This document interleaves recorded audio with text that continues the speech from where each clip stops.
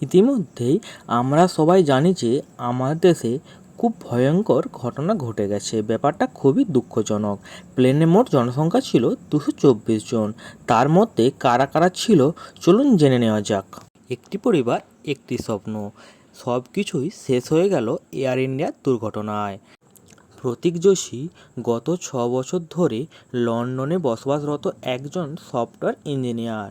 বহুদিন ধরেই তিনি স্বপ্ন দেখিয়েছিলেন স্ত্রী ও 3 সন্তানকে নিজের কাছে এনে বিদেশে একটি ভালো ভবিষ্যৎ গড়ে তুলবেন। বছরের পর বছর অপেক্ষা, পরিকল্পনা আর কাগজপত্রের ঝামেলা কাটিয়ে অবশেষে সেই স্বপ্নটা বাস্তব হতে চলেছিল।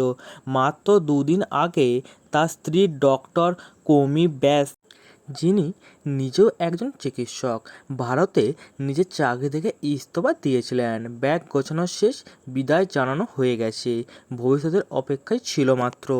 আজ সকালে আশায় বুক বাঁধা সেই পরিবার, স্বামী, স্ত্রী আর 3 ছোট্ট শিশু এয়ার ইন্ডিয়া ফ্লাইট 171-এ চেপে বসেছিলেন লন্ডনের উদ্দেশ্যে। যাত্রার আগে একসাথে একটি সেলফি তুলে আত্মীয়দের পাঠিয়েছিলেন।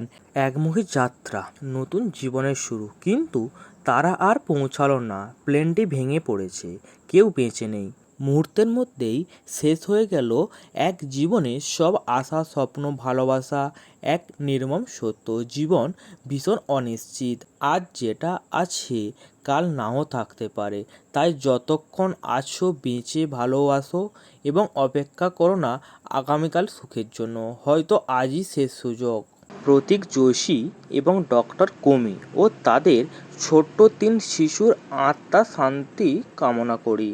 দেখা হবে আবার এক কোনো নতুন ভিডিও নিয়ে।